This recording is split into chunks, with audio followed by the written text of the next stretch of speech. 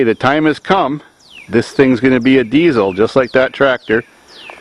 I pulled my long and faithful, trusty old van into the garage to get the motor pulled and then junk it. I bought that thing in 2001 for $100. Scrap prices are up now, and after I'm done with it, I can get $200 for scrap. Not bad. Here we go.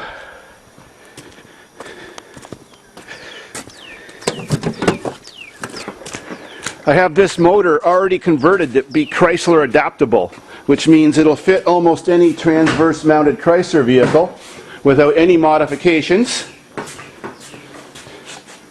Just like you were putting a Chrysler engine in, yet it's a Volkswagen diesel.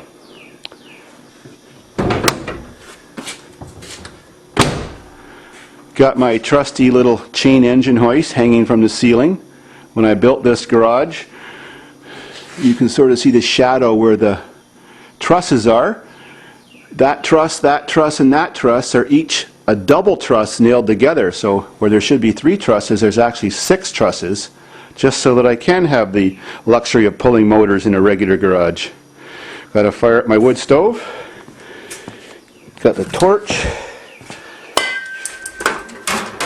cardboard paper, and old skids.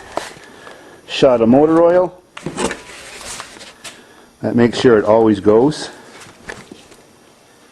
Don't tell Al Gore.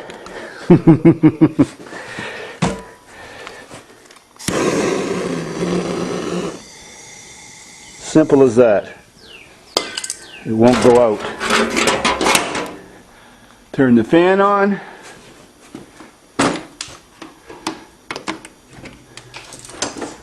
We're all set for a toasty day at Dave's garage. There she be. She's still running fine. It's just those power steering bolts are broke off. Oh well. So first thing you do when you pull a motor is drain the fluid. So this is a handy dandy old used fridge bucket. And I'm going to pull the lower rad hose off.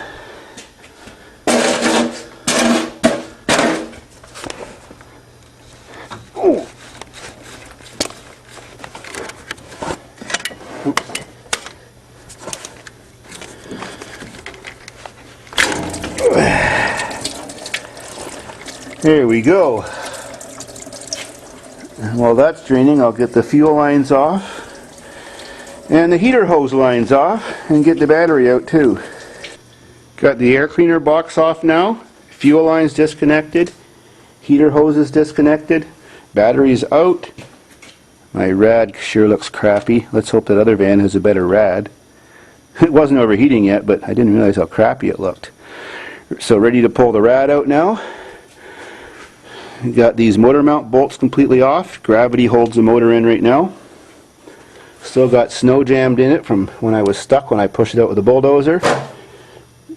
Gear shifter cables are unhooked. This is a standard transmission. So get the rad out, and now I'll start unhooking the wires. Okay, this thing uses a Chrysler wiring system. Everything except the computer that used to be beside the battery. But that's pretty simple. A diesel doesn't have very many wires. Most of these wires aren't even used. The diesel just has the wire that goes to the injector pump. That's a little solenoid that shuts the fuel off when you turn your key off. That's one wire. It has one wire going to the temperature sensor, one wire going to the oil pressure, of course your battery wire going to the starter, of course your solenoid wire like any car, a clutch cable, and not much else. Oh yeah, reverse light wires, and a couple wires to the alternator. And alternators are all wired about the same, so that's pretty simple. The only extra wire a Volkswagen diesel has, or pretty much any diesel has, is the glow plugs. I didn't use the glow plug computer from the Volkswagen system. I used a Ford starter relay, which they've been using for 40 years. They're all the same, hooked up to a manual push button on the dash. When it's really cold outside, I hold it for 15 seconds. If it's summer, I hold the button down for about 5 seconds, and that warms up my glow plugs enough. And of course, if the motor's warm, I don't touch the glow plug button. Now, if you're converting your Chrysler van to be a diesel, and you happen to have one that's already a standard, the clutch cable from the Chrysler actually works on the Volkswagen. You don't have to use any modifications or anything. That's one thing that worked out. The throttle cable is Chrysler, except that it didn't have the right length and the right end to hook to the injector pump. So I just cut the plastic end off that the Chrysler had, made a little crimp-on connector with a piece of copper pipe, shoved another piece of wire in there, and then looped it around there. And that's how my throttle works. It looks pretty crude, but it hasn't broken in 9 years and 475,000 kilometers. And then one more unique thing is the Volkswagen speedometer cable is original Volkswagen. It's just about long enough to reach the dash. It actually does, but you have to connect the wire, the cable, onto the back of the speedometer first and then attach it to the transmission, because if you try to take the cluster out and then plug the cable onto the cluster, there's not enough room to get your hand back in there because the cable's not long enough. Okay, one bolt pulls the speedo cable out of the transmission. You can see the oil down in there, and this is the easiest way if you have a Volkswagen to add oil to your transmission, is just take out the one bolt that holds the speedometer cable in. Now the biggest pain in the ass with Volkswagen design exhaust systems, if you don't have the right tool, is getting off those big C-clip things that hold your exhaust flange to your exhaust manifold.